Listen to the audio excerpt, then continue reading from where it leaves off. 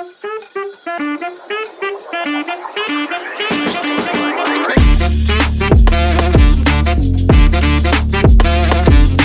everyone, and today we are going to start with the third chapter of grade 9 geography, that is drainage. आपको पहले दो chapters में मैंने थोड़ा बहुत कनेक्ट किया था विद द ड्रेनेज चैप्टर, जब हमने डिफरेंट रिवर्स के बारे में बात की. ठीक है, first chapter of geography was about India, उसकी साइज़ क्या है, उसका लोकेशन क्या है, कहाँ हम सिचुएटेड है. And the second chapter was all about कि फिजिकल फीचर्स कौन कौन से हैं. ठीक है, और वो फिजिकल फीचर्स हमारे डिफरेंट रिवर्स के थ्रू कैसे कनेक्टेड है वो भी हमने बात करी थी. लाइक नॉर्दर्न प्लेन्स जो है वो हमने डिवाइड की थी बेस्ड ऑन द रिवर्स. फिर हमने बोला था कि हिमालय जो है that is between Indus and Brahmaputra river. तो हमने उस टाइम पे भी रिवर्स के बारे में बात की थी. बट ड्रेनेज चैप्टर में हम इस रिवर्स के बारे में या इन सारी रिवर सिस्टम्स के बारे में थोड़ा डिटेल में समझेंगे. डिटेल इन द सेंस कहाँ से वो निकलती है, कौन सी उनकी ट्रिब्यूटरीज है, कौन से साइड जाके वो अरेबियन सी में मिलती है या बे ऑफ बंगाल में मिलती है. ठीक है, तो थोड़ा थोड़ा चैप्टर हम डिटेल में समझते हैं. पहला जो वर्ड है ड्रेनेज चैप्टर, उसी को समझते हैं. ड्रेनेज इज़ व्हाट, बेसिकली हम अगर कहें कि जो रिवर सिस्टम है, कोई एक पर्टिकुलर रिवर और उसकी ट्रिब्यूटरीज जो सिस्टम बनाती हैं उसको हम ड्रेनेज बेसिन कहते हैं. यानी कि वो नदियों के साथ जो उसकी सहायक नदियां हैं वो सारी ट्रिब्यूटरीज मिल के एक बेसिन बनाती हैं जिसको हम ड्रेनेज बेसिन कहते हैं. वर्ल्ड का सबसे बड़ा जो ड्रेनेज बेसिन है वो वर्ल्ड की सबसे बड़ी नदी अमेज़न पे है. ठीक है, अमेज़न वर्ल्ड की सबसे बड़ी नदी इन द साइड. लाइक हम बात करें कि पानी के वॉल्यूम के बेसिस पे बात करते हैं. दूसरा जो टर्म हमें समझना है ड्रेनेज चैप्टर के स्टार्टिंग में, दैट इज़ वाटर डिवाइड. अच्छा, ये वाटर डिवाइड होता क्या है?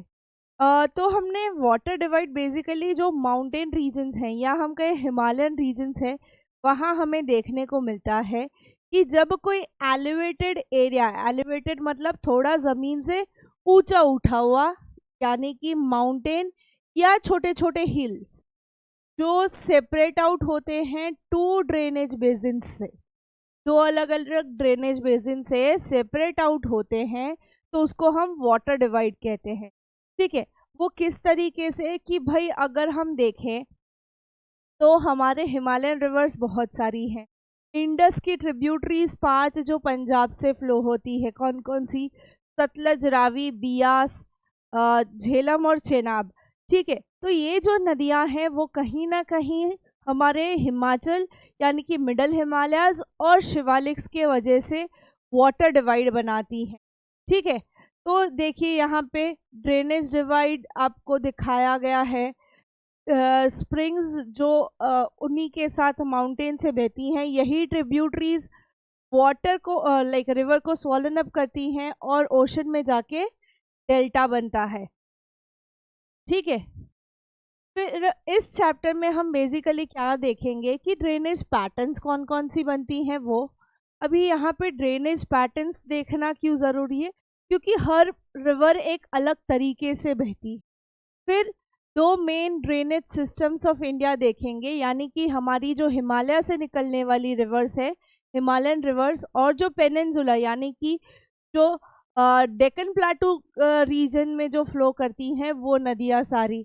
ठीक है, हिमालयन रिवर्स में हम इंडस के बारे में, गंगा के बारे में और ब्रह्मपुत्र के बारे में डिटेल में समझेंगे कि हमारी हिमालयन रिवर्स है, इनके साथ इनकी ट्रिब्यूटरीज भी आएंगी. ठीक है, फिर पेनिनसुला में नर्मदा, तापी, गोदावरी, महानदी, कृष्णा एंड कावेरी.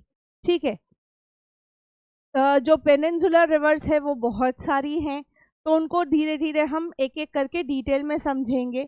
पानी हमें खाली नदियों से नहीं, तालाबों से भी मिलता है, तो लेक्स के बारे में भी थोड़ा बहुत डिस्कस करेंगे. मैंने आपको लास्ट चैप्टर में चिल्का लेक बताया था, जो सॉल्ट लेक है इंडिया का सबसे बड़ा.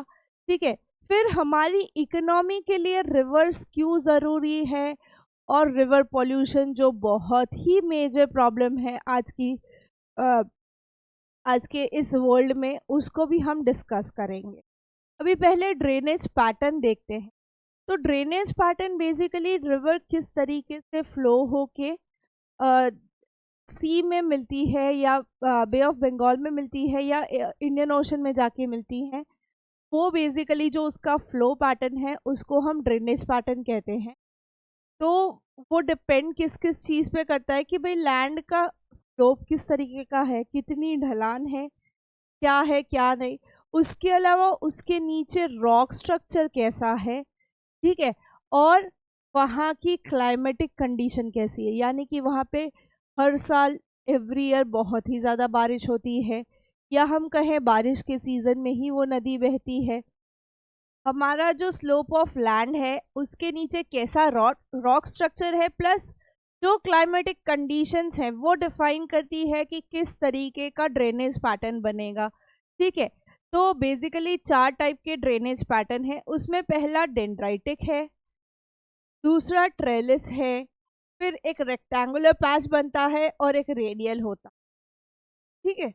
तो डेंड्राइटिक की अगर हम बात करते हैं तो जब ढलान से यानी कि स्लोप से नीचे की तरफ बहती है नदी, तो जैसे पेड़ के तने होते हैं, पेड़ की शाखाएं होती हैं जो तने से निकल के शाखाएं बनती हैं, उस तरीके का हमें दिखता है। इसके लिए न्यूरॉन स्ट्रक्चर भी आप याद रख सकते हो। न्यूरॉन स्ट्रक्चर में जिस तरीके से नीचे की साइड हमारे डेंड्राइट्स खुलते हैं, उसी तरीके से डेंड्राइटिक रिवर फ्लो होती है, ठीक है। ट्रेलिस में क्या होता है ना कि जो हार्ड और सॉफ्ट रॉक है बेसिकली वो एक साथ एग्जिस्ट करते हैं लाइन से पैरेलली, तो उसके बीच से नदियाँ बहती हैं और सॉफ्ट रॉक के बीच से होके ट्रिब्यूटरीज मेन नदी में मिलती हैं at right angle. That is the must thing कि वो 90 डिग्री पे मिलती होनी चाहिए। अच्छा, उस टाइम पे प्रोट्रैक्टर लेके हम 90 डिग्री चेक नहीं करते। फिर आता है रेक्टेंगुलर ड्रेनेज पैटर्न। तो ये जो है ना, जो रॉकी टेरेन्स है वो जब जॉइंटली एक दूसरे से मिली होती हैं तब इस तरीके का ड्रेनेज पैटर्न हमें देखने को मिलता है। ये जो रेडियल हमारा ड्रेनेज पैटर्न है, जब रिवर फ्लो होती है पीक से तो सारी डायरेक्शन में फ्लो होती है इन द डिफरेंट डायरेक्शंस, तो वो हमारा रेडियल ड्रेनेज पैटर्न कहलाता है, ठीक है। तो this is about drainage pattern. अभी इसके आगे हम हमारे हिमालयन और पेनिनसुलर रिवर्स को देखते हैं, ठीक है। अभी ड्रेनेज सिस्टम जो इंडिया का है वो फिजिकल फीचर्स से हमारा बहुत ज़्यादा इन्फ्लुएंस्ड है, ठीक है। इसीलिए हम हमारे ड्रेनेज सिस्टम को 2 पार्ट में डिवाइड करते हैं, the Himalayan river system and the peninsular river system, ठीक है। अभी जो 2 मेन ग्रुप है, हिमालयन रिवर सिस्टम हम कहते हैं, तो उससे समझना है कि हमारी जो रिवर्स है वो सारी हिमालय से ओरिजिनेट होती हैं, ठीक है। हिमालय से ओरिजिनेट होती है, जबकि पेनिनसुलर रिवर्स हमारे पेनिनसुला प्लेटू रीजन से ओरिजिनेट होती हैं, ठीक है। हिमालय से जो ओरिजिनेट होती हैं उसको हिमालयन रिवर्स कहते हैं, पेनिनसुला प्लेटू से जो ओरिजिनेट होती हैं उनको पेनिनसुलर रिवर्स कहते हैं। इसके अलावा अगर हम देखें तो बहुत सारे पॉइंट ऑफ डिफरेंस है between Himalayan reverse and the peninsular reverse, यानी कि हिमालयन रिवर सिस्टम्स जो है हमारी और पेनिनसुलर रिवर सिस्टम्स है, उनके बीच में खाली उनका पॉइंट ऑफ ओरिजिन डिफरेंस नहीं है, बहुत सारी चीज़ें डिफ्रेंशिएट करती हैं। जैसे कि एक पूरा डिफरेंस का टेबल है। अभी पॉइंट ऑफ ओरिजिन अगर हम हिमालयन रिवर्स में बात करें तो या तो हिमालय है या ग्लेशियर्स है। हिमालय में जो ग्लेशियर्स बनते हैं उधर से। पेनिनसुलर रिवर में बात करें तो western Ghat and central highlands, western Ghats जो हैं और हमारे जो सेंट्रल हाईलैंड्स हैं वहाँ से हमारी पेनिनसुलर रिवर ओरिजिनेट होती हैं। अभी नेचर, एक वर्ड दिया है पेरिनियल, एक वर्ड दिया है सीजनल। पेरिनियल मीन्स हर रोज, रोजाना। यहाँ पे बारिश का कोई महत्व नहीं रहता, मतलब कि अगर बारिश नहीं होगी तो भी ये नदियाँ बहेंगी, बिकॉज जो ग्लेशियर पिघलता है उससे उसका पानी निकलता जाता है, जबकि पेनिनसुलर रिवर्स जो हैं वो सीजनल है। सीजनली कितना रेनफॉल होता है उसके बेसिस पे क्या है कि डिसाइड होता है कि नदी में पानी कितना होगा। ठीक है, अभी यहाँ हिमालयन रिवर्स में रेनफॉल के अलावा ग्लेशियर्स का जो पानी है वो भी मायने रखता है, इसीलिए वो पेरिनियल है। ठीक है, इसीलिए वो 365 डेज सेम वॉल्यूम के साथ बह सकती है, जबकि हमारी पेनिनसुलर रिवर्स मेनली डिपेंडेंसी उनकी रेनफॉल है, तो समर्स में उनका जो बहाव है वो कम हो जाता है बहुत बार। ठीक है, हिमालयन रिवर्स हिमालय से निकल के बे ऑफ बंगाल जाती है, या इंडस जिस तरीके से अरेबियन सी जाती है। ठीक है, तो ये लॉन्ग कोर्स रिवर्स है, बड़ी लंबी नदियां हैं। ठीक है, और ये बहुत ही ज़्यादा इरोजनल एक्टिविटीज़, सॉइल इरोजन यहाँ पे बहुत ज़्यादा होता है, प्लस अपने साथ बहुत सिल्ट और सैंड लेके आती है, अपने साथ बहुत ज़्यादा सिल्ट और सैंड लेके आती है। ठीक है, जबकि हमारी पेनिनसुलर रिवर्स वेस्टर्न घाट सेंट्रल हाईलैंड से निकल के, एक तो वो नीचे का एरिया छोटा है, टेपरिंग एंड है हमारा। ठीक है, तो वो बे ऑफ बंगाल जाएंगी या नर्मदा तापी की तरह अरेबियन सी में जाएंगी, बट कोर्स क्या है उनका, शॉर्टर कोर्स है, बहुत ज़्यादा नहीं है, प्लस चैलो है, इतना गहरा पानी नहीं होता, कम होता है as compare to the Himalayan rivers. गहरा कम होना यानी यहाँ पे as compare to Himalayan rivers यहाँ पे गहराई ओछी होती है। ये ड्रेन कहाँ होती है, बह के कहाँ जाती है, तो भाई ऑलमोस्ट सारे रिवर बे ऑफ बंगाल में जाती है। एक्सेप्शन क्या है, इंडस जो कि जाता है अरेबियन सी में, कहाँ से, पाकिस्तान से फ्लो होके वो अरेबियन सी में मिलता है। जबकि हमारी जो पेनिनसुलर रिवर्स हैं वो भी मोस्टली बे ऑफ बंगाल में जाती हैं, बिकॉज सारी ईस्टवर्ड फ्लो होती हैं। वेस्टर्न घाट कंटिन्यूस था, ईस्टर्न घाट का जो डीमार्केशन या हम कहें डिसकंटिन्यूस है वो हमारी रिवर्स जो ईस्टवर्ड्स फ्लो होती है उसकी वजह से है। ठीक है, कौन सी दो नदी हमारी अरेबियन सी में जाती है, मेजरली नर्मदा एंड तापी जो हैं वो अरेबियन सी में जाती है। इसके अलावा महिसागर है, छोटी छोटी बहुत सारी नदियां हैं, बट कभी कभार ही वो अगर हम कहें तो सी तक पहुंचती हैं, क्योंकि वो सीजनल है, रेनफॉल जिस तरीके का हुआ होगा उसी तरीके का वो बह के जाएगा। ठीक है, अभी अगर हम बात करें तो हमारी जो हिमालयन रिवर्स हैं वो फ्लड प्लेन्स बनाती हैं, ऑक्सबो लेक्स बनाती हैं, मियांडर्स बनाती हैं, प्लस डेल्टा बनाती हैं।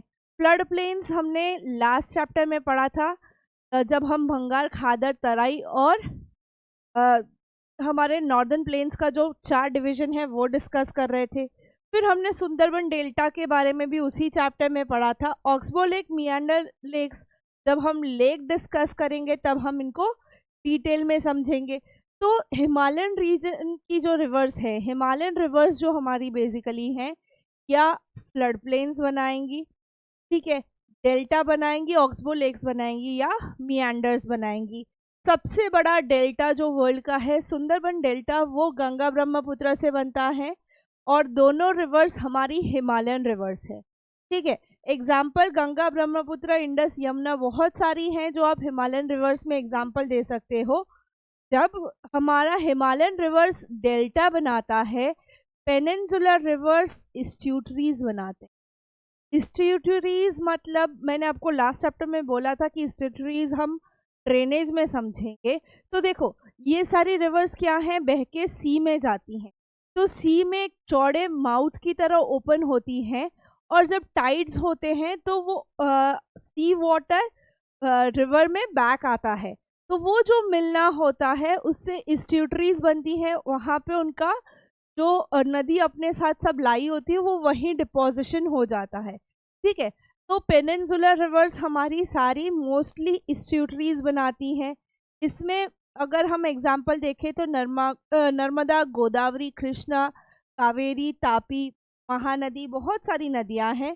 ठीक है, तो ये सारी जो पेनिनसुलर रिवर्स हैं ये मोस्टली इस्ट्यूटरीज बनाती हैं। क्लियर, अभी आगे बढ़ते हैं। देखिए फ्लड प्लेन्स, हमारे ऑक्सबो लेक्स, मियांडर्स, ऐसे लीव्स बनते हैं। ये इस्ट्यूटरीज है इस तरीके से बनने वाली कि टाइडल करंट के वजह से वो पानी अंदर बैक जाता है और जैसे ही टाइड्स कम होते हैं बाहर आता है।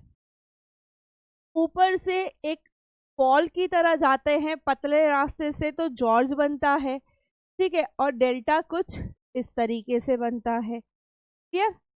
तो meander, oxbow lakes, flood plain, यानी कि जब फ्लड आता है तो आजू बाजू में जो डिपोजिशन होता है that is flood plain, estuaries, gorge और डेल्टा। ठीक है, अभी आगे बढ़ते हैं, रिवर सिस्टम एक से एक लेते हैं हम। सबसे पहले स्टार्ट करते हैं हमारी इंडस रिवर सिस्टम। अब रिवर सिस्टम क्या होता है? एक नदी के साथ उसकी जितनी भी ट्रिब्यूटरीज कनेक्टेड होती हैं उनको हम रिवर सिस्टम कहते हैं। ठीक है, तो पहले हम इंडस की बात कर रहे हैं। तो देखो, इफ़ यू ऑब्जर्व, इंडस यहाँ से ओरिजिनेट होती है, कश्मीर क्रॉस करके वो पाकिस्तान में एंटर करके यहाँ पे अरेबियन सी में मिलती है। ठीक है, तो ये हमारी मेन रिवर हो गई। क्लियर? पर उसके साथ हमारी ट्रिब्यूटरीज कौन कौन सी हैं? तो भाई बोले पहले झेलम, जो के जाके बह जाती है चेनाब में, चेनाब जाके आगे मिल जाती है रावी नदी में, और यहाँ पे बियास नदी सतलज में मिल जाती है, प्लस हमारी सतलज भी बह के पूरी की पूरी इंडस में चली जाती है। तो अगर हम ये 5 नदियाँ देखें, झेलम, चेनाब, रावी, सतलज एंड बियास, तो ये हमारे पंजाब प्लेन्स है, हमारा पंजाब और पाकिस्तान का पंजाब बनाती है। ठीक है, यहाँ से ये आगे जाके इंडस में एज अ ट्रिब्यूटरीज मिल जाती हैं। ठीक है, ये इंडिया का हम फिजिकल मैप देखें तो इंडस आप देख रहे हैं नॉर्दर्न कश्मीर से बह के पाकिस्तान एंटर होती हैं, जबकि झेलम, चेनाब, रावी, सतलज और बियास हमारे पंजाब प्लेन से होके आगे इंडस में मिलती हैं, और अल्टीमेटली वो कहाँ जाती हैं? अरेबियन सी में। ठीक है, ओरिजिन कहाँ है भाई हमारे इंडस रिवर का? तो बोला जाता है कि मानसरोवर लेक जो है, जो कि तिब्बत में है, यहाँ पे मानसरोवर लेक है, यहाँ पे ओरिजिनेट होते हैं। देखो, गंगा रिवर, लाइक गंगा की जो मेन हेड रिवर्स है भगीरथी और अलकनंदा, वो ब्रह्मपुत्र और इंडस, ये सारी मानसरोवर के आसपास से ही निकलती हैं। ठीक है, फिर इंडिया में एंटर करती है कहाँ से? लद्दाख से। ठीक है, यहाँ पे उसको जो कश्मीर की लोकल ट्रिब्यूटरीज है वो मिलती हैं। कौन सी हैं? जस्कार, नुब्रा, शायोक एंड हुंजा। ठीक है, इंडस को इंडिया में जो ट्रिब्यूटरीज ज्वाइन करती हैं वो है जस्कार, नुब्रा, शायोक एंड हुंजा। ठीक है, ये 4 नदियाँ इसको कश्मीर में ही मिलती हैं, ये 4 ट्रिब्यूटरीज उसको कश्मीर में ही मिलती है।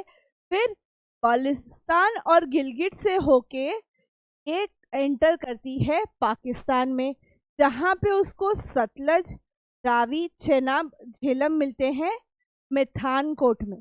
ये 4 नदियाँ उसको सतलज, रावी, बियास, सतलज, रावी, चेनाब और झेलम मिठानकोट में हमारी इंडस के साथ मिलती है। देखो, यहाँ पे बियास नदी क्यों नहीं लिखी? बियास आगे जाके अल्टीमेटली हमारी जो हमने देखा यहाँ पे कि बियास ऑलरेडी सतलज में मिल जाती है, बियास यहाँ पे पहले ही सतलुज में इंडिया में ही मिल जाती है, इसीलिए यहाँ जब इंडस रिवर के साथ बाकी की 4 नदियाँ मिलती हैं वो जगह है मिठानकोट।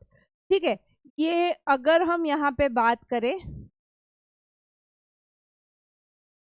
तो ये जो इंडिया में एंटर करने का लद्दाख पॉइंट है, और अगर हम बात करते हैं तो ये बाल्टिस्तान गिलगिट वाला रीजन है जहाँ से इंडस पाकिस्तान की तरफ फ्लो करती है।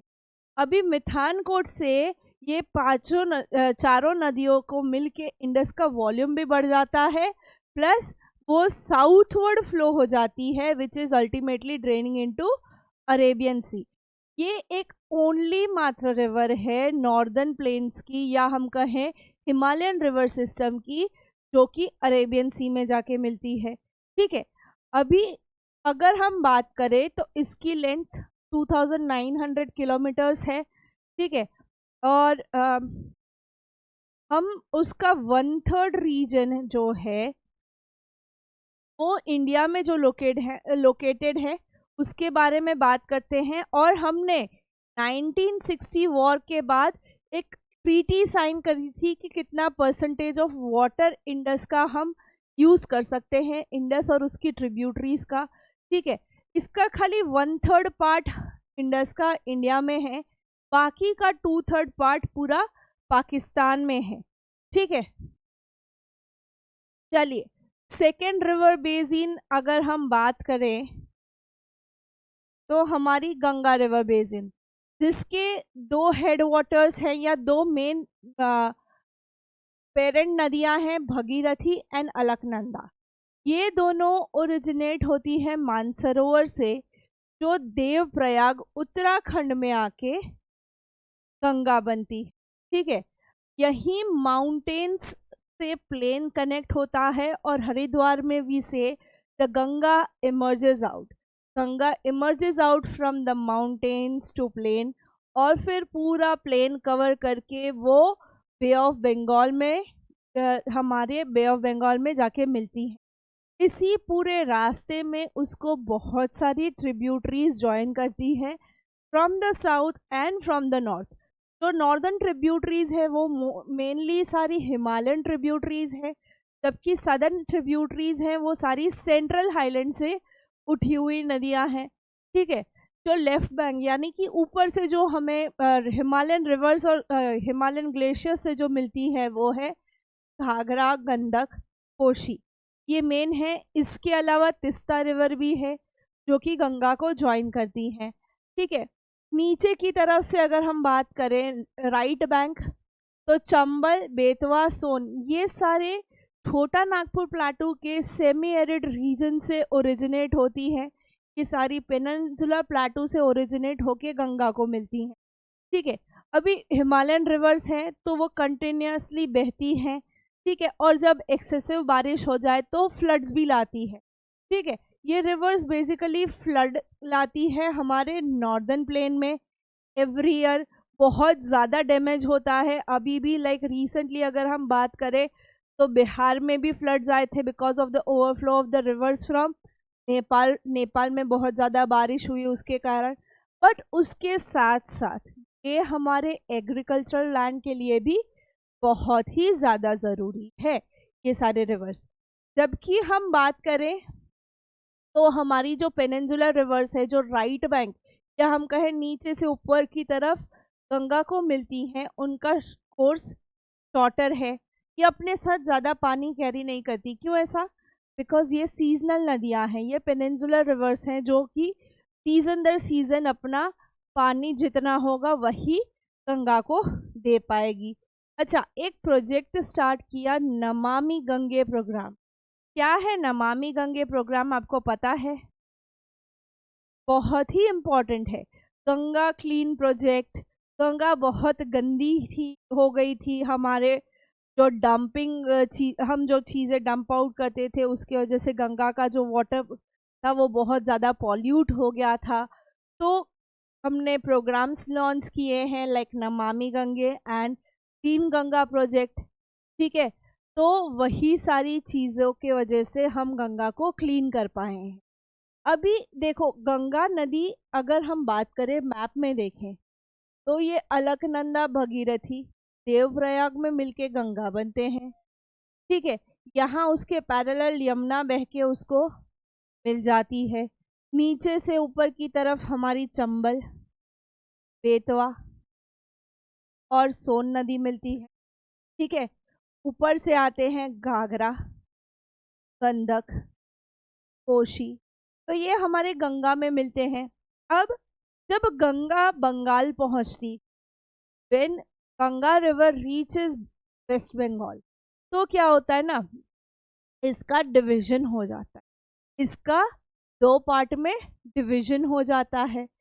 एक हमारा रह जाता है जो बंगाल से बहता है, जिसको हम भगीरथी हुगली पार्ट कहते हैं, और दूसरा जो बांग्लादेश जाता है उसको हम पद्मा रिवर कहते हैं।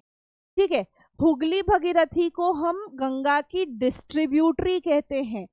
जो मेन रिवर थी उसका डिवीजन हुआ, दैट इज डिस्ट्रीब्यूटरी, जो कि आगे बह जाती है बे ऑफ बंगाल में।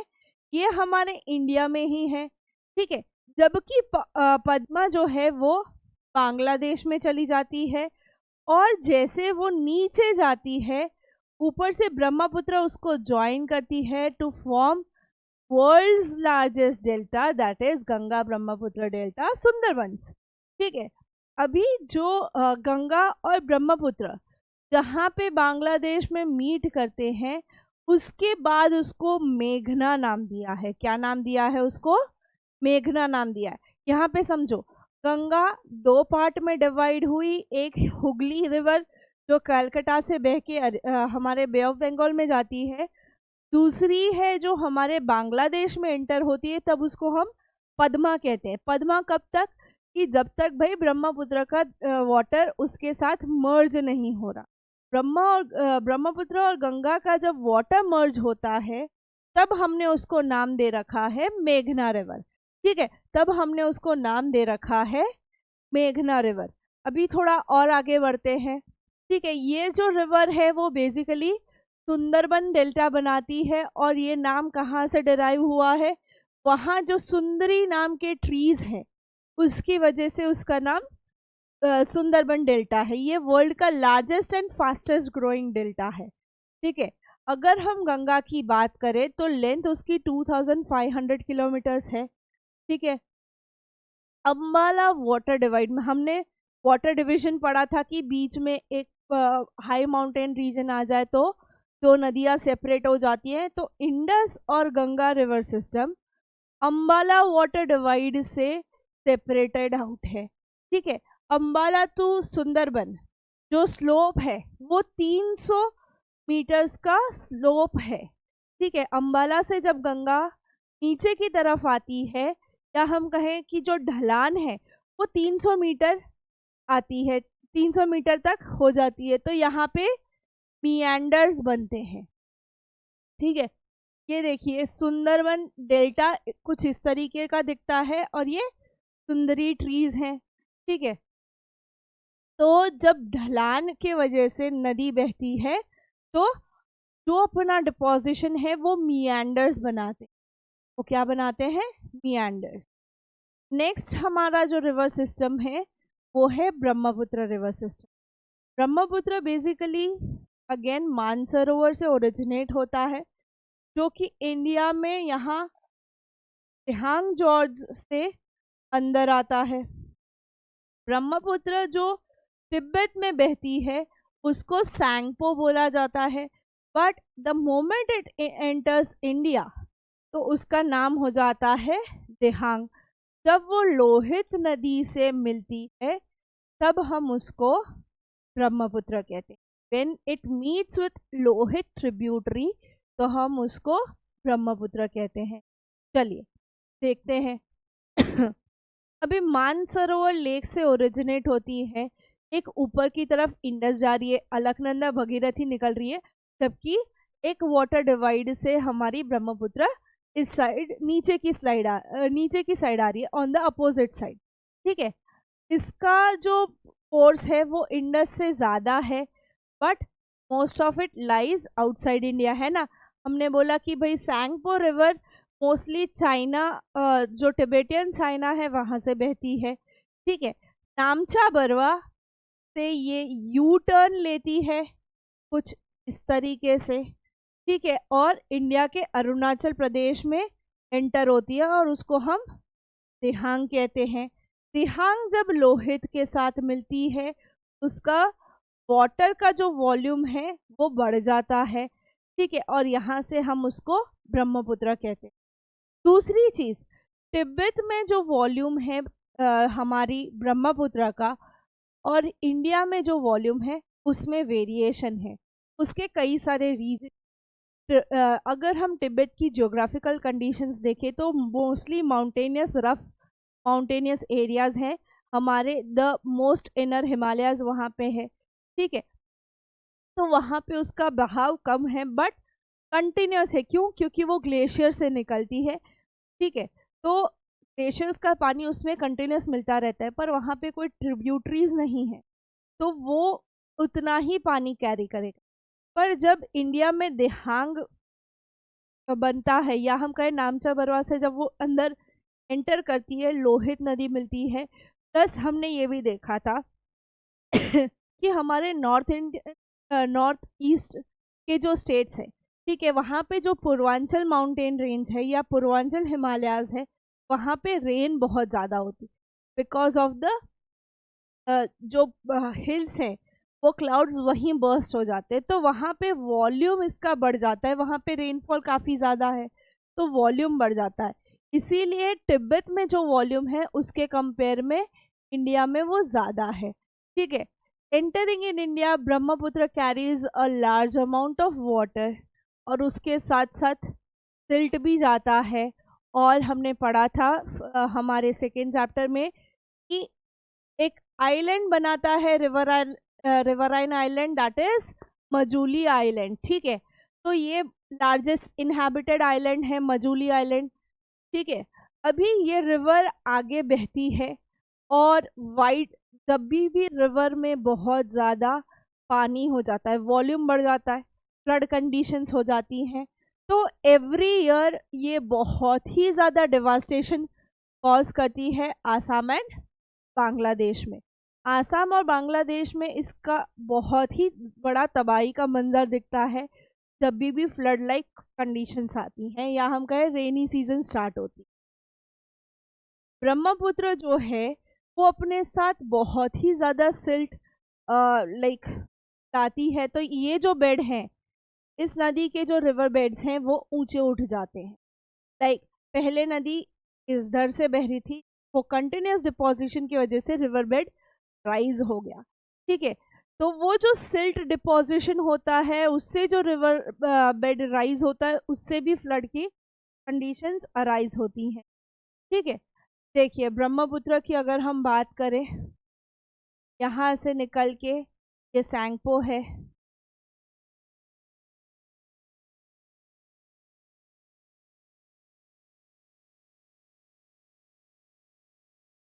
यहाँ पे सैंगपो है, ये हमारा नामचा बरवा यू टर्न लिया, बिकम्स दिहांग, यहाँ पे लोहित मिलता है, लोहित नदी मिलती है एंड ब्रह्मपुत्र बनते हैं, ठीक है।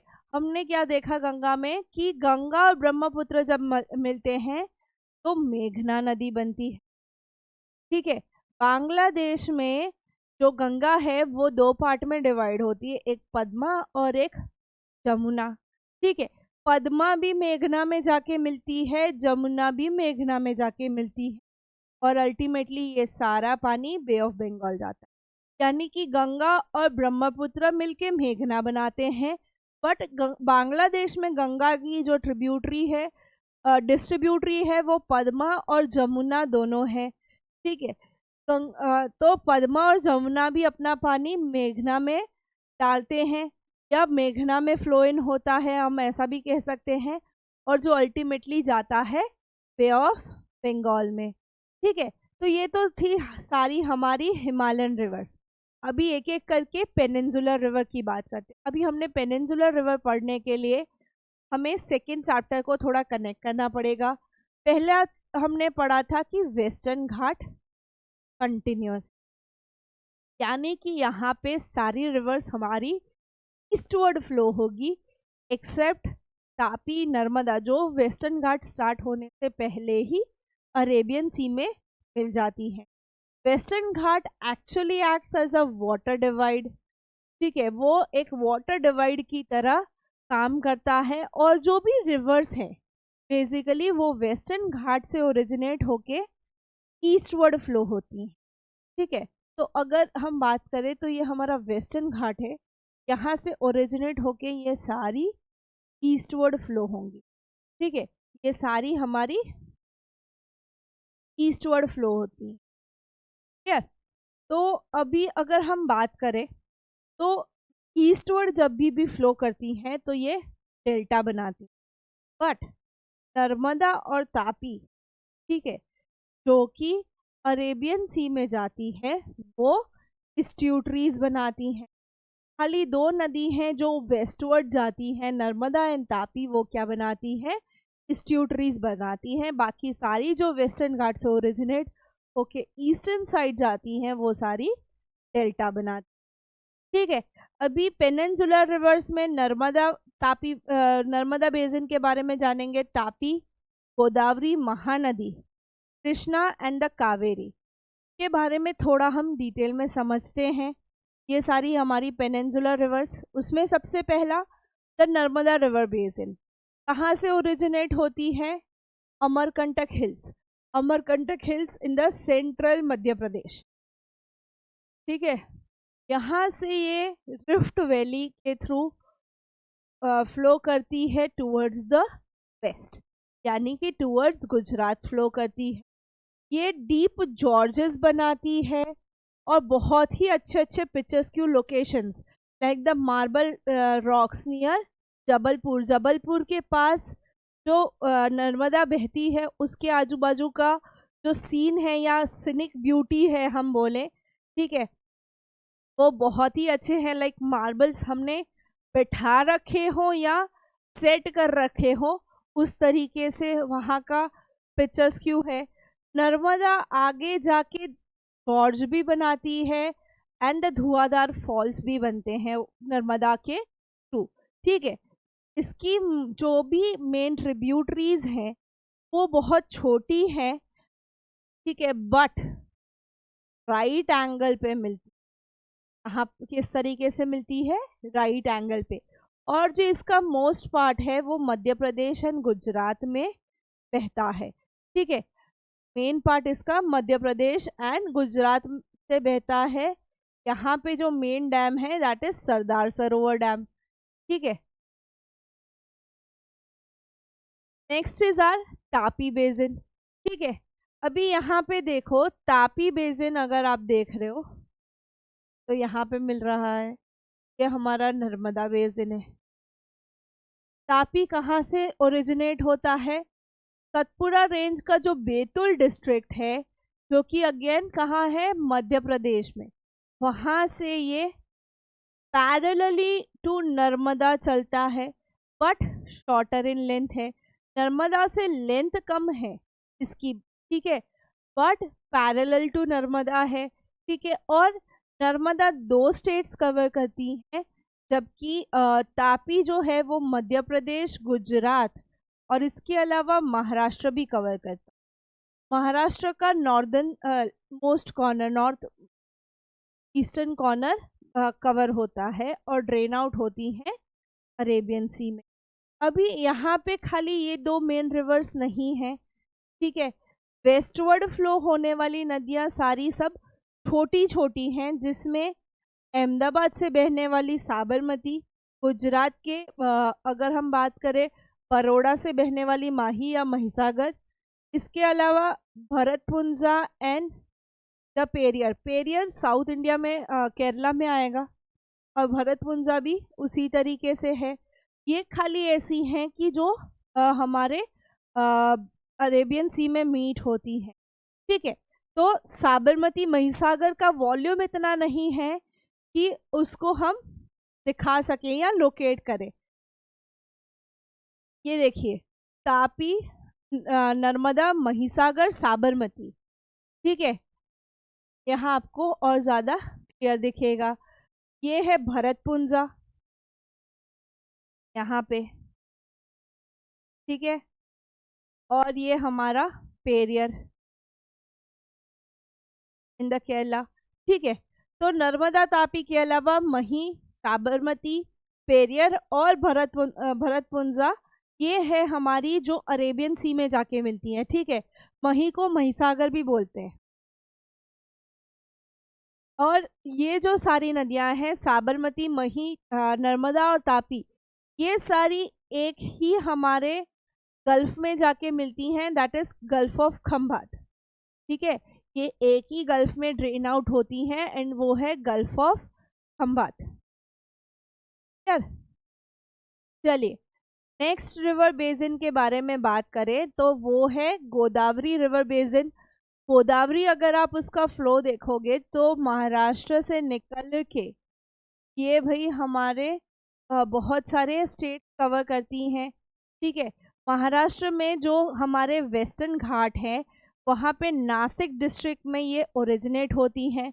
प्लस गोदावरी पेनिनसुलर रिवर्स की सबसे बड़ी नदी है और इसीलिए इसको दक्षिण गंगा भी कहा जाता है, क्योंकि ये और इनकी जो ट्रिब्यूटरीज है वो बहुत ज़्यादा कवर करती है एरिया। लाइक नॉर्थ की जो गंगा है, गंगा की नॉर्दर्न अगर हम बात करें नॉर्थ में जो गंगा है उसकी tributaries right bank left bank मिला के जिस तरीके से फ्लो करती हैं, बेसिन बनाती हैं, उसी तरीके से गोदावरी भी अपनी ट्रिब्यूटरीज के तरह अच्छा खासा वाटर होल्ड करके फ्लो करती है। प्लस पेनिनसुला में सबसे बड़ी नदी है, इसीलिए हम उसको दक्षिण गंगा कहते हैं।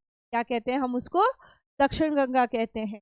कहाँ से ओरिजिनेट होती है? हमारे वेस्टर्न घाट से ओरिजिनेट होती है, नासिक डिस्ट्रिक्ट से, और फ्लो डाउन टुवर्ड्स अरेबियन सी।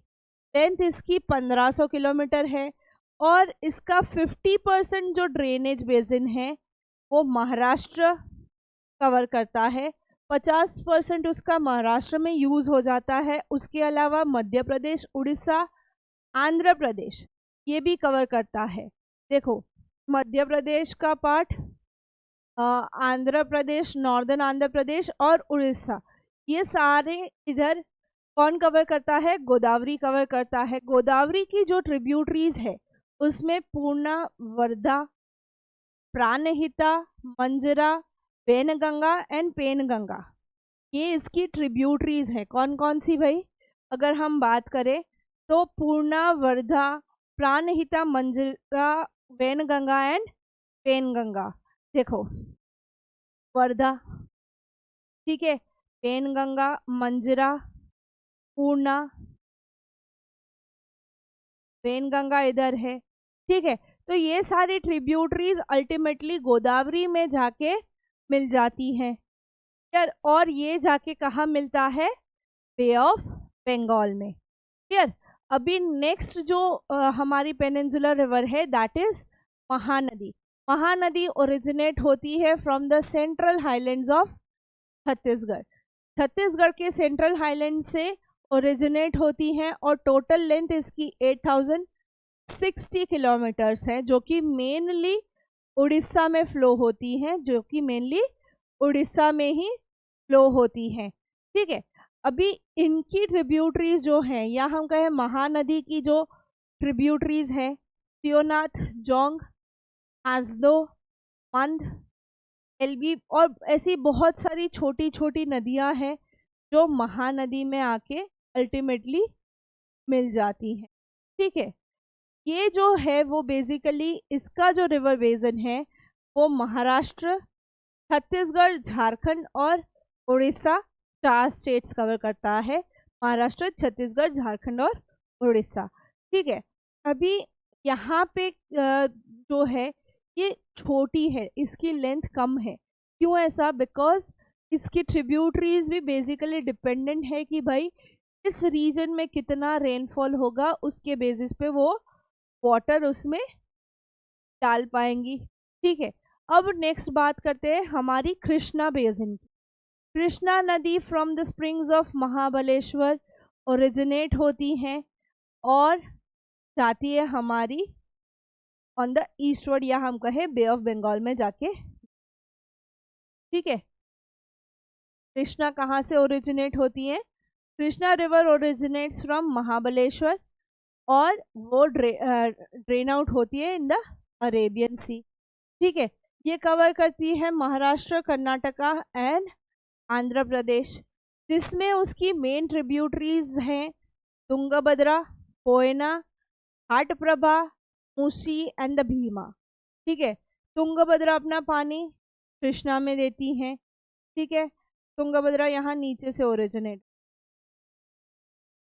अगर हम बात करें मूसी यहाँ पे है, भीमा नदी यहाँ पे है। ठीक है, तो ये सारी नदियाँ बेसिकली कृष्णा डेल्टा बनाती है। कहाँ पे? In the Bay of Bengal. ठीक है, इसका टोटल डिस्टेंस 1400 किलोमीटर है। महानदी से इसका फ्लो ज़्यादा है, बट हमारी दक्षिण गंगा से कम है। और कहाँ ड्रेन आउट होती है? ये अगेन बे ऑफ बंगाल में। फिर आता है हमारा कावेरी रिवर बेसिन। ये ब्रह्मगिरी रेंज जो है कर्नाटका में, वहाँ से राइज अप होता है, राइज अप होती है और फ्लोज टूवर्ड्स ईस्ट। और जो कुडलोर है तमिलनाडु में, वहाँ से वो बे ऑफ बंगाल में मिलती है। यहाँ इसकी लेंथ 760 किलोमीटर है, which is less than R Mahanadi. ठीक है। इसकी main tributaries Amaravati, Bhavani, Hemavati and Kabini.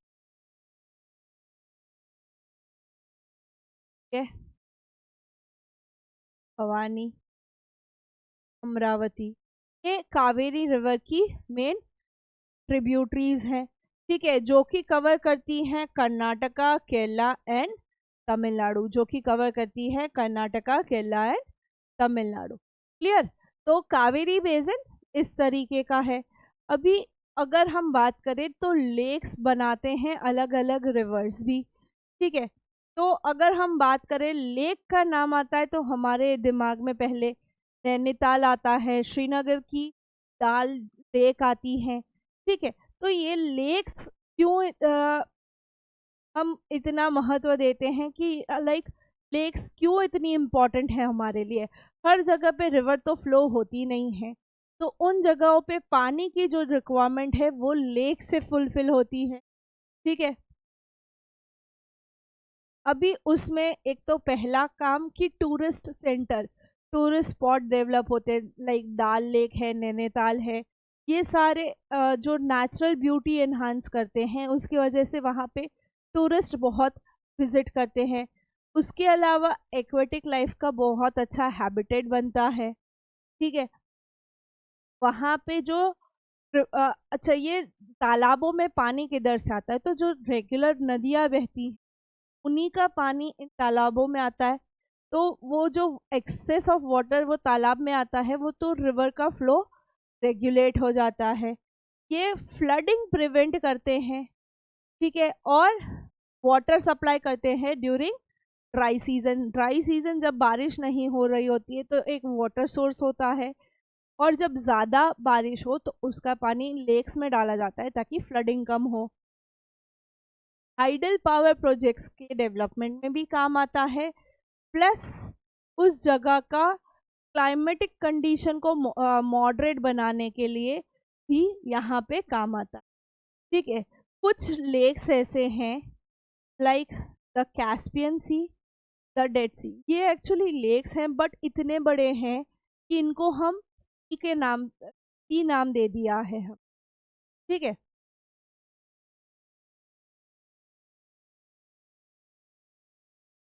अभी इंडिया में भी बहुत सारी लेक्स हैं, बट किस तरीके का पानी है या कितना पानी रहता है उसके बेसिस पे उनके वेरिएशन है।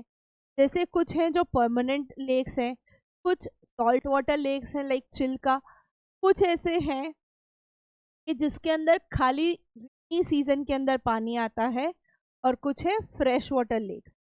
ठीक है, फ्रेश वाटर लेक्स। अभी यहाँ पे हम देखते हैं कि उनका जो फॉर्मेशन होता है उसके बेसिस पे, तो ये ग्लेशियर लेक्स हैं। अगर हम देखें तो पैंगोंग लेक जो है या दाल लेक जो है, ये सारे ग्लेशियर लेक्स हैं। जो ग्लेशियर का पानी बह के आता है उसी से ये लेक्स बनते हैं। ऑक्सबो लेक्स हमें अ, हमारी जो गंगा रिवर बेसिन है उसमें देखने को मिलेंगे।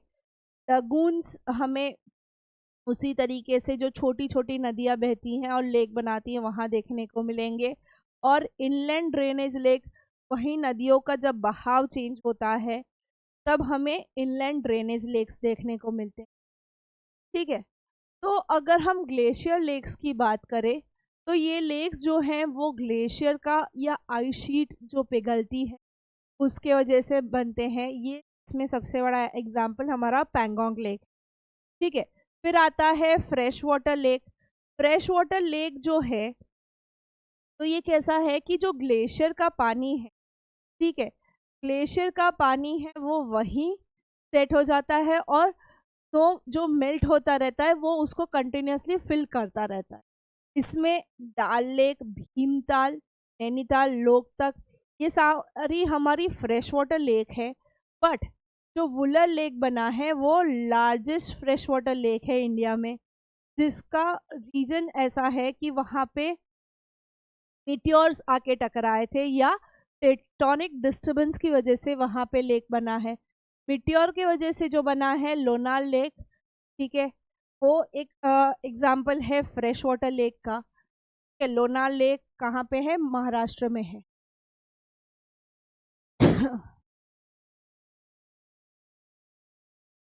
ये हमारे ऑक्सबो लेक्स हैं, जो नदी का ट्विस्ट एंड टर्न होता है और उसके साथ जो इरोजन डिपोजिशन होता है, नदी अपने साथ जो जो चीज़ें लाती है उसकी वजह से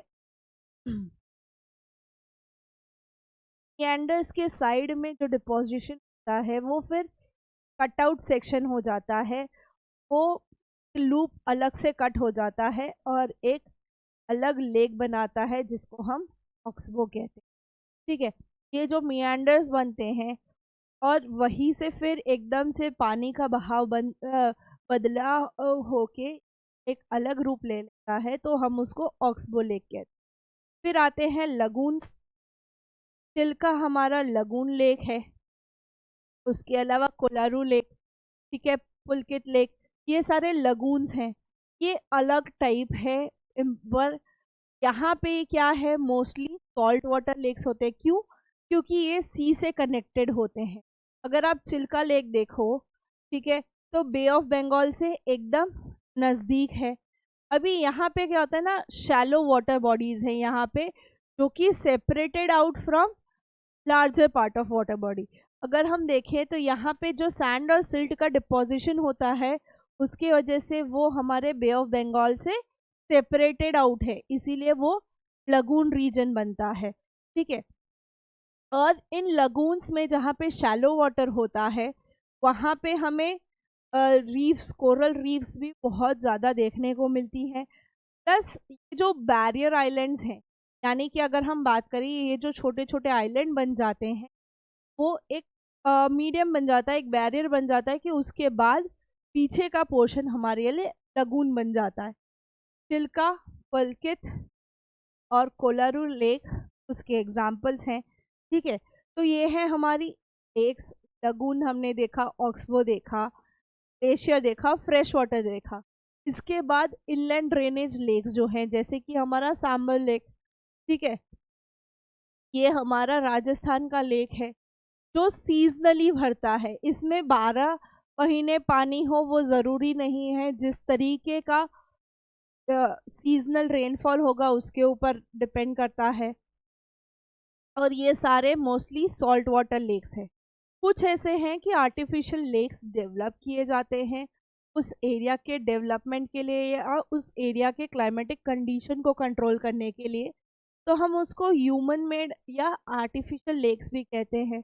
हमारे आजू बाजू की लोकेलिटी में बहुत ऐसे छोटे छोटे लेक्स होंगे जो कॉरपोरेशन बनाती है टू होल्ड ऑन वाटर, उस एरिया की वाटर रिक्वायरमेंट्स फुलफिल करने के लिए, तो वो सारे ये हैं। ठीक है, अभी रिवर्स का हमारी इकोनॉमी में क्या महत्व है, क्या रोल है? रिवर्स से हम, पहली चीज़ हमारे दिमाग में आती है इरिगेशन, दूसरा हम इनलैंड नेविगेशन करते हैं, तीसरा हाइड्रो पावर जनरेट करते हैं। ठीक है, तो अगर हम देखें तो इंडिया की मोस्ट पॉपुलस जो स्टेट्स हैं वो है नॉर्दर्न प्लेन। ठीक है, उत्तर प्रदेश देख लो, बिहार देख लो, ये पंजाब देख लो, हरियाणा तो यहाँ पे ऐसा क्यों है? क्योंकि वहाँ पे रिवर फ्लो ज़्यादा है, वहाँ पे बहुत सारी नदियाँ और उसकी ट्रिब्यूटरीज है, प्लस वो प्लेन है, जोग्राफी उसकी बहुत अच्छी है, तो वहाँ पे एग्रीकल्चर बहुत अच्छा होगा। ठीक है, तो अगर हम देखें तो हम पहले से, अगर इंडस वैली सिविलाइजेशन देखो, तो हम इंडस नदी के किनारे रहते थे ताकि हम ट्रेड कर सके, वहाँ से डायरेक्ट हमारे इनलैंड ट्रेड होते थे। इंडस नदी को यूज़ करके, नेविगेट करके हम पूरे इंडिया में नेविगेट करते थे। उसके अलावा हम हमारे वेस्ट एशिया से भी कनेक्ट करते थे। ठीक है। तो पहले से ही हम लेक्स रिवर्स के आजू बाजू, वाटर बॉडीज के आजू बाजू रहने के आदी हैं। अगर हम बड़ी बड़ी सिटीज़ देखें तो उनकी वाटर रिक्वायरमेंट वही नदियाँ फुलफिल करती है। आप उत्तर प्रदेश की सिटीज़ देख लो, पंजाब की सिटीज़ देख लो, राजस्थान, नॉर्दर्न राजस्थान, जयपुर वाला पोर्शन, गुजरात में अहमदाबाद देख लो, भरूच देख लो, सूरत देख लो, ये सारे ऐसे हैं कि जो बड़ी बड़ी रिवर सिस्टम्स के आजू बाजू है। तो वहाँ पे सेटलमेंट इतना अच्छा क्यों है कि भाई हमें एक तो इरिगेशन मिल जाएगा, खेती के लिए पानी मिल जाएगा, मूवमेंट के लिए, नेविगेशन के लिए थ्रू द रिवर्स हम इजीली कर सकते हैं, और हाइड्रो पावर जनरेशन बहुत अच्छा कर सकते हैं। ताकि देखिए, आप अगर इंडिया में बात करें तो ऑलमोस्ट सारी नदी पे हमने डैम्स बना रखे हैं। वो डैम से हम कहीं ना कहीं हाइड्रो पावर स्टेशंस में से एनर्जी जनरेट कर रहे हैं हमारी इलेक्ट्रिसिटी रिक्वायरमेंट्स कंप्लीट करने के लिए। सरदार सरोवर ले लो, भाखड़ा नंगल ले लो, तराई डैम ले लो, कोई भी डैम ले लो, हम ये सारी चीज़ें डे टू डे यूज़ में लाते ही हैं। ठीक है। अभी वाटर अगर हम देखें तो रोज़ का हमारा डोमेस्टिक यूज़ है, म्यूनिसपालिटी अपना यूज़ करती है, कॉरपोरेशंस, इंडस्ट्रीज़ अपना यूज़ करती हैं, एग्रीकल्चर में यूज़ होता है। ठीक है। तो जब भी ये रिवर्स जो ड्रेन आउट होती हैं, जो नदियाँ बह रही हैं, इनमें हम देखें तो ये सारा कचरा भी हम, भाई आप बोलोगे डोमेस्टिक कचरा तो जो नदियों में कपड़े वपड़े धोने जाते हैं, ठीक है, म्यूनिसिपल अपना कचरा फेंकता है, इंडस्ट्रीज अपना कचरा फेंकता है, एग्रीकल्चरल वेस्ट यानी कि अगर हम कहें बहुत ज़्यादा बारिश होती है तो सॉइल इरोड होके जो जाती है वो भी रिवर्स को पॉल्यूट करती है। तो धीरे धीरे रिवर्स जो है वो अनट्रीटेड सीवेज से और इंडस्ट्रियल एफ्लुएंट से बहुत ज़्यादा भर जाती है, और ये अल्टीमेटली हमारी जो क्वालिटी ऑफ वाटर है उसको अफेक्ट करता है। उसके अलावा पानी जब बहता है तो उसका सेल्फ क्लिनजिंग कैपेसिटी होता है, बट एक ही जगह अगर वो ठहरा रहेगा तो वो क्लीन नहीं हो पाए। ठीक है। तो यही जो रिवर वाटर पॉल्यूशंस हैं वो राइजिंग हमारे लिए एक बहुत बड़ा कंसर्न है। और NRCP यानी कि नेशनल रिवर कंजर्वेशन प्लान के हिसाब से हम बहुत सारी नदियों को क्लीन करने का प्रोजेक्ट चालू कर चुके हैं। ठीक है। जैसे क्लीन गंगा प्रोजेक्ट, और बहुत सारे रिवर्स की जो ट्रिब्यूटरीज में भी जो सीवेज फेंका जाता है, या हम कहें इंडस्ट्रीज पे कड़ी नज़र रखी जाती है वो क्या वेस्ट नदी में फेंक रहे हैं। क्लियर। तो ये है हमारा basically the drainage chapter. Third chapter यहाँ पे कंप्लीट होता है। ठीक है। हमने सारे रिवर्स और रिवर सिस्टम पढ़ ली। क्लियर। अभी नेक्स्ट में हम पढ़ेंगे क्लाइमेटिक कंडीशन, यानी कि किस तरीके से ये सारे रिवर्स हमारी क्लाइमेटिक कंडीशन को भी वेरी करती हैं, किस तरीके से रेनफॉल लाने में हमें मदद करती है, because we are a tropical country. ठीक है। तो वो सारी चीज़ें हम देखेंगे next chapter in the next video, that is climate.